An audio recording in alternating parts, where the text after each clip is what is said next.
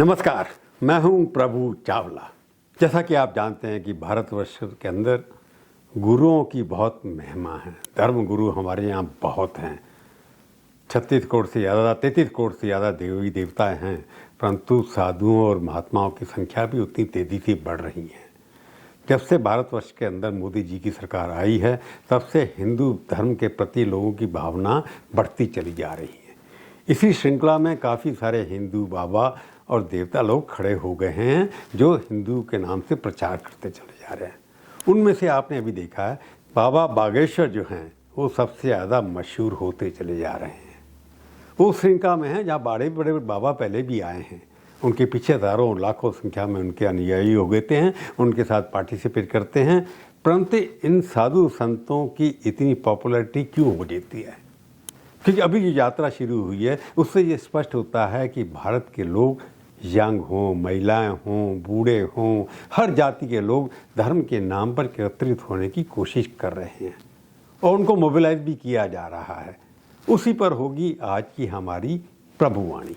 तो मैं शुरू करता हूँ केवल 31 वर्ष के बाबा बागेश्वर धाम की, जो छतरपुर एक मध्य प्रदेश में गांव है।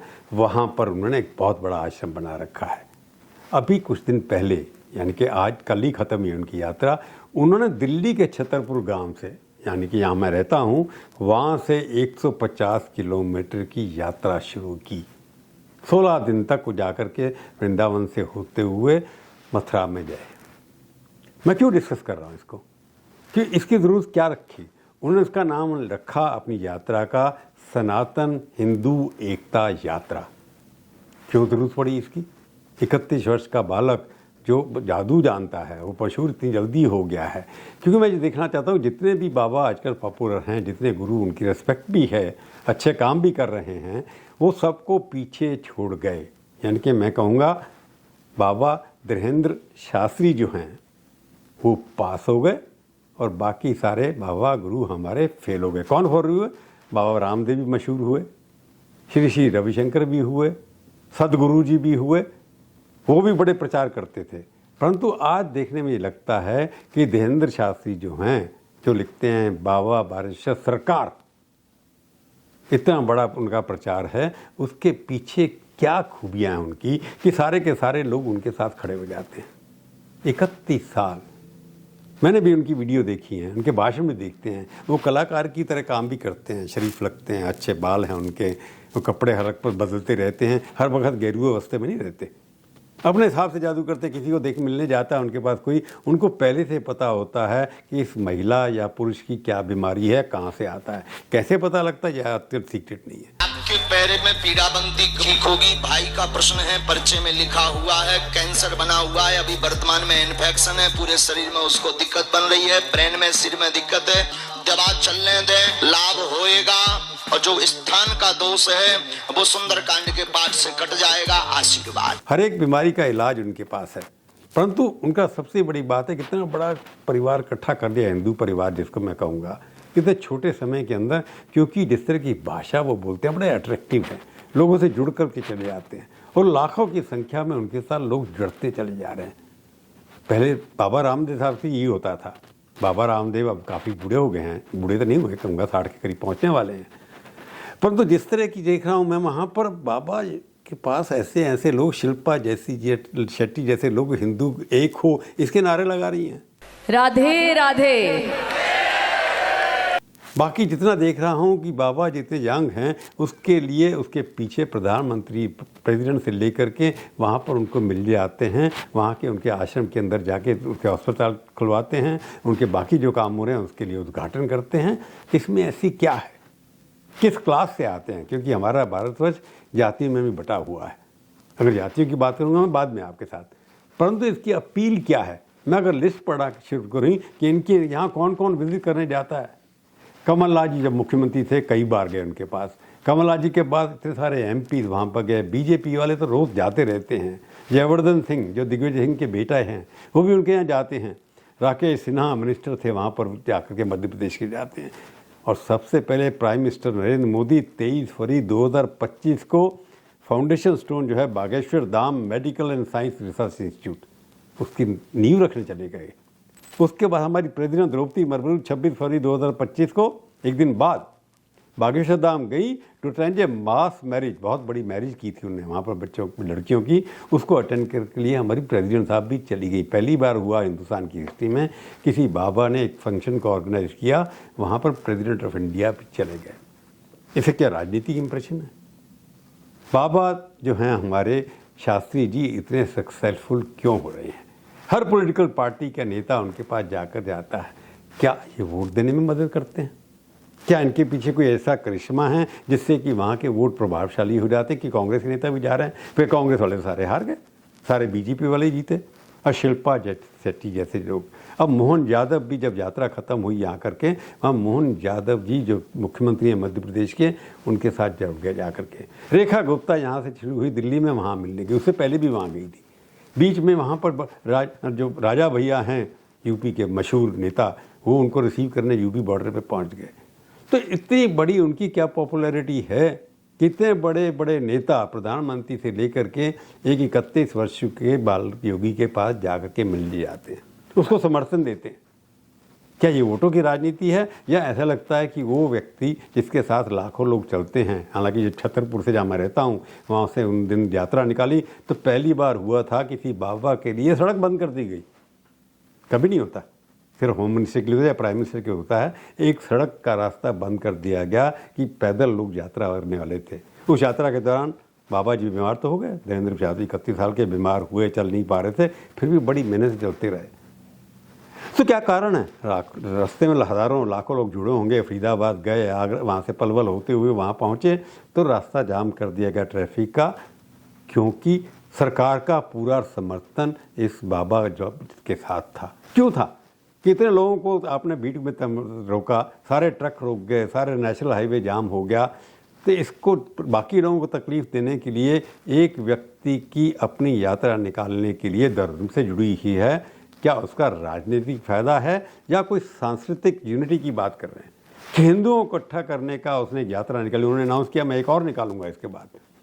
तो यात्रा का मतलब यह है कि पोलराइजेशन हिंदुओं का करना है, उसमें खूबी हो सकती है और अच्छे प्रचार करते होंगे, हिंदू धर्म को जोड़ के रखना है, परंतु उसके साथ इतने सारे राजनीति, पुलिस पूरी लगी हुई, हर तरीके से पुलिस के ऑफिसर उनके आगे पीछे चल रहे थे, पूरा घेर करके चल रहे थे।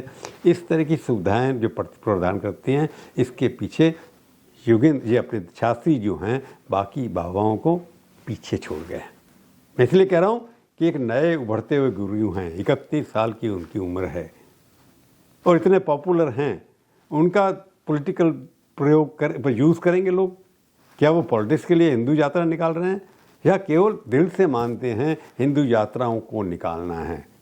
तो इसके लिए हिंदू यात्रा पहली किसी का बाबा ने निकाली है, बाकी शंकराचार्य वगैरह निकालते रहते हैं, करते रहते हैं अपने, वो अपने स्थान में ही मरते रहते हैं। जो हमारे 4 शंकराचार्य हैं कभी भी सड़कों पर आकर के इस तरह के जुलूस निकालते नहीं। बाकी भी अपने धर्म की मीटिंग करते हैं, जैसे कुंभ मेला होता है, या कई हमारे और भी साधु मशहूर हैं जो कथावाचक भी हैं। ये धीरेन्द्र शास्त्री भी बड़े अच्छे कथावाचक हैं, अच्छे कथा करते हैं।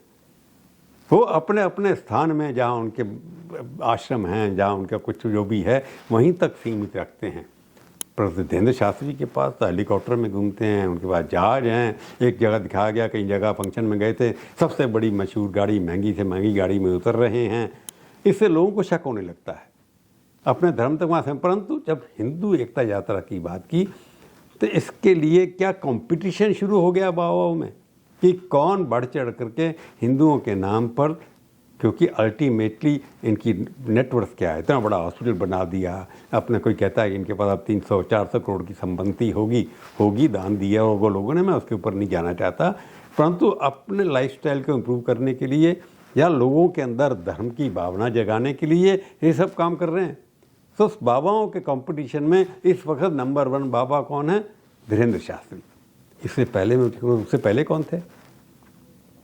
उससे पहले मैं बताऊं, हाँ, इस इलाके के नॉर्थ इंडिया के अंदर अगर उत्तरी देश की बात करें, उसके अंदर बाबा रामदेव जो हरियाणा से आते हैं, यादव क्षेत्र के हैं, वो सबसे पॉपुलर थे कि वो योग कराते थे। उनके योग के अंदर 2-2 लाख लोग आते थे और फीस लेते थे उसकी। शिल्पा जैसी शेट्टी जैसी जो अभी दिखाई दे रही है इनके यहाँ, अब बाबा रामदेव के साथ दिखाई नहीं देती, उनके ऊपर केस भी चल रहे हैं, वो सबसे पहले आगे बैठी हुई थी और राम का नाम दिखा रही थी, बात हिंदू धर्म इकट्ठा होना चाहिए उसके बारे में बात कर रही थी। उसके अलावा बाकी बहुत सारे मशहूर जो हैं, फिर राम यादव साहब एक हमारे एक्टर हैं, वो भी वहाँ पहुँचे हुए थे। पर बाबा जो रामदेव थे उन्होंने शुरू किया जब वो भी 40 साल की उम्र थे, वो भी देश के अंदर बहुत प्रचार करते, सारे प्रदेशों के अंदर लाखों लोग उनकी टिकट लेकर के वहाँ जाते थे। और उसके बाद प्रधानमंत्री अमित शाह, अरुण जेटली, सब मिनिस्टरों ने जब उनको लगा कि इस व्यक्ति के पास फॉलोअर हैं, मिडिल क्लास जो फॉलोअर हैं, जो योगा उसमें विश्वास करते हैं, मैं इसलिए कह रहा हूँ कि दोनों की अलग अलग किस्म की फॉलोइंग है सबकी। बाबा रामदेव की फॉलोइंग सारे इंडिया में थी, परंतु ज़्यादातर लोग उनकी लोअर मिडिल क्लास के अंदर थी, जो आकर के व्यायाम करते थे, उनकी योगशाला में जाते थे। उसके साथ उन्होंने सारे पॉलिटिकल पार्टी के नेता, कांग्रेस के, समाजवादी पार्टी के मुलायम सिंह यादव या और झारखंड के मुख्यमंत्री, सब लोग उनकी योगशाला में जाया करते थे। परंतु जैसे 2014 के बाद रामदेव ने पलटी मारी, वो सिर्फ ब्लैक मनी की बात करते लगे और सब करने लगे, तो एक बहुत बड़े व्यवसायी बन गए और उनको मोदी सरकार ने भी काफ़ी समर्थन दिया। हर चीज़ में बीजेपी के मुख्यमंत्री उनके हर फंक्शन में दिखाई दिए। उनको भी लगता था कि बाबा रामदेव उनके लिए वोट इकट्ठा करके ला सकते हैं। उसके साथ बाबा रामदेव के साथ जो उनके बालकृष्ण रहते हैं, उनको भी लगा कि इसका फ़ायदा होना चाहिए। उन्होंने काम अच्छे किए और पतंजलि रिसर्च किया, उसके अंदर उन्हें अपने कंपटीशन दिया। फॉरेन कंपनी जो आती थी, दवाइयाँ बनाती थी, उनको चैलेंज भी किया। उसके लिए उनको सुप्रीम कोर्ट भी जाना पड़ा। आज ये है कि पतंजलि जो है, जिसके रामदेव ब्रांड एम्बेसडर हैं, वो लगभग 50,000 करोड़ की कंपनी बन गई है। इसलिए उनको फ़ायदा भी हुआ। मैं ये नहीं कहूँगा कमर्शियली कर रहे हैं, परंतु उन्होंने योग को, अपनी क्रिया को, अपने सबको विदेशी कंपनियों को कंपटीशन देने के लिए भारतीय जनता पार्टी के सारे नेता उनके साथ लग रहे हैं कि उनसे कोई ना कोई वोट मिलेंगे, तो वो भी मशहूर हो गए। उसके बाद क्या हुआ, मैं एक और बाबा जी की बात कर रहा हूँ, श्री श्री गुरुदेव, जिनको कहते हैं रविशंकर, बेंगलोर में हैं, साउथ इंडियन हैं। वो एक अपर मिडिल क्लास, पढ़े लिखे अंग्रेज़ी लोग जो हैं, इंटेलेक्चुअल हैं, विदेशियों में उनके ब्रांचेस बने हुए हैं। तो इमेज उन्होंने बनाई है, बहुत विदेशी उनके पास आते हैं। बेंगलोर के उनके आश्रम के अंदर मैंने जाकर जब सीधी बात की थी उनसे, काफ़ी उन्होंने देखा है, मैंने वहाँ पर अच्छा काम किया वहाँ पर। परंतु उसके बाद क्या हुआ, वो भी पॉलिटिकल एफिलिएशन के अंदर लोग उनको मनाने चले गए। मोदी जी से मिलते थे, दिल्ली के अंदर बहुत बड़ा कार्यक्रम किया था जमुना के किनारे, सारी सरकार ने इनको समर्थन दिया था। तो एनवायरनमेंट पे भी काम करते हैं, अपने प्रोडक्ट भी बेचते हैं। धीरे धीरे उन्होंने भी कॉमर्स करना शुरू कर दिया, बिजनेस करना शुरू कर दिया। परंतु बिजनेस उनका पहला काम नहीं है, परंतु वो भी सरकार के लिए हिंदू धर्म में हमारी जो अच्छी चीज़ें हैं उसके प्रचार करने के लिए बीजेपी या संघ के साथ विचारधारा से मिला करके उसी तरह से काम कर रहे हैं। अब दूसरी पॉलिटिकल पार्टियां उनसे दूर हटती चली जा रही हैं, परंतु वो अभी बहुत पीछे हैं। नंबर 1 पे अभी तो हैं आपके शास्त्री जी, दूसरे नंबर पे हैं बाबा रामदेव, तीसरे नंबर पर श्री श्री रविशंकर, क्योंकि उनकी फॉलोइंग बहुत अच्छी है, उनकी क्लास भी अच्छी, उनकी हर तरह के जो काम करते हैं, जिस तरह के शासन से वो दिखाते हैं, आसन वगैरह योगा दिखाते हैं, उसमें अभी भी फॉलोइंग विदेशों के अंदर उनकी बहुत ज़्यादा है। और सबसे आखिर में कौन है, सदगुरु जी हैं। वो कोयम्बटूर में उन्होंने पहाड़ों के अंदर एक क्या बढ़िया शानदार चीज़ें बना रखी हैं। किस तरह के कपड़े पहनते हैं, अंग्रेज़ी अच्छी बोलते हैं। मैंने उनको अपनी काउंसिल में बुलाया था, बहुत अच्छी बात करते हैं। उसको कोई भी नहीं, कोई भी जानता भी नहीं था उनको, मजा आए थे। उसके बाद उन्होंने वहाँ पर हर किस्म के जितने IAS ऑफिसर, जितने ऑफिसर्स हैं, बाकी लोग हैं, बड़ी बड़ी फीस चार्ज करते हैं उनके जो प्रोग्राम में जाते हैं, और विदेशों में भी जाते क्या करते हैं। उनके पास सुपर इंटेलेक्चुअल है, बहुत अमीर लोग जो हैं, जो अंग्रेज़ी जानते हैं, जिनका विदेशों में असर हो सकता है, उनको भी बीजेपी सरकार ने, मोदी जी वहाँ गए, उन्होंने उसका बहुत प्रचार किया। तो वहाँ पर जो इनाग्रेशन किया, वहाँ जब मूर्ति लगाई गई, तो मोदी जी ने उसको भी यूज़ किया। उसको यूज़ क्या करने कहूँगा, उसको भी समर्थन में गए, जिससे उनकी और भी मार्केट बढ़ गई। मार्केट इसलिए कहूँगा कि उनके चाहने वालों की संख्या बढ़ती चली गई। तो चारों बाबा जो हैं हमारे, ये एक किस्म से अपनी जो विचारधारा उनकी है, हिंदू विचारधारा, हिंदू कॉन्सेप्ट जो हैं, जो चाहे सदगुरु हों, हालांकि वो सेकुलर लगते हैं, परंतु उनका बेसिक कॉन्सेप्ट, तो आदिचार्य जी की बात करते हैं, बेसिक कॉन्सेप्ट ये है कि हिंदुत्व, सनातन जो हमारी संस्कृति है, उसका एक प्रचार करना है। परंतु उसके साथ पॉलिटिकल मिक्स जो कर रहे हैं, जो अभी देखने में आया है कि हर बाबा जो है, गुरु जो है, अपने अपने काम को छोड़ करके पॉलिटिकल पैटर्नेज यानी कि पॉलिटिकल संरक्षण करने की कोशिश कर रहा है या पॉलिटिकल पार्टी को सपोर्ट करने की कोशिश कर रहा है, जिसके माध्यम से उनके साधनों में बढ़ोतरी होती है, उनके विचारों की बढ़ोतरी तो होती है, अच्छे अच्छे उनके लाइफस्टाइल बढ़ जाते हैं और अपने हॉस्पिटल, कॉलेज, ये बिल्डिंग खड़ी करना और बड़ी बड़ी गाड़ियों में ट्रैवल करना, ये एक बाबाओं जो हिंदुस्तान के जो हमारी संस्कृति है उसके अंदर बाद में संन्यास, यानी कि इतने सारे जिस तरह की लग्जरी आप करके वो नहीं होते। परंतु बाबाओं के कंपटीशन के अंदर आप देखते हैं कि कोई कांग्रेस के साथ जुड़ जाता है, शंकराचार्यों की बात भी होती है, परंतु इस प्रचार के अंदर कि भारत को हिंदू राष्ट्र बनाना है उसका प्रयोग करके कई लोग अपना कंपटीशन में शामिल हो रहे हैं और उसके अंदर धीरेन्द्र शास्त्री नंबर 1, बाकी एक लाइन में खड़े हैं, परंतु सब सरकार के साथ, बीजेपी के साथ या रूलिंग पार्टी के साथ, जिस प्रदेश में हालांकि कर्नाटका के अंदर कई बार परेशानी होती हैं, तमिलनाडु के अंदर परेशानी हुई, डीएमके सरकार ने केस कर लिए सदगुरु के अंदर जब वो बीजेपी के नज़दीक गए, परंतु बाबाओं के कंपटीशन के अंदर धीरेन्द्र शास्त्री एक उभरते हुए सितारे हैं, उम्र उनके साथ हैं। क्या आगे जाकर क्या वो किसी पॉलिटिकल पार्टी को सपोर्ट वैसे कर ही रहे हैं, परंतु ओपनली करेंगे या नहीं करेंगे, बाकी बाबाओं ने तो नहीं की। रामदेव ने प्रचार किया, आइडेंटिफाई किया, अब जिस इश्यू के ऊपर रामदेव बोलते थे उसके ऊपर वो चुप हो गए, ब्लैक मनी के ऊपर चुप हो गए, फॉरेन कंपनीज के ऊपर चुप हो गए, सरकार के बारे में कुछ नहीं बोलते। अब बाबा जी हमारे जो धीरेन्द्र शास्त्री जी हैं वो आजकल सबसे बड़े आप कह सकते हैं फेस हैं, हिंदू को चेतन करना है, उनको जगाना है। अब देखें आगे क्या होता है। आज की प्रभुवाणी केवल बाबाओं के ऊपर, फिर मिलेंगे किसी और विषय पर बात करेंगे, तब तक के लिए धन्यवाद। जाने से पहले एक बात फिर कह देता हूँ, मेरे चैनल को देखिए, सब्सक्राइब करिए, शेयर करिए, टिप्पणी लिखिए, अच्छी बुरी कड़वी मैं पढ़ूँगा पर नाराज़ नहीं होऊंगा। नमस्कार, जय।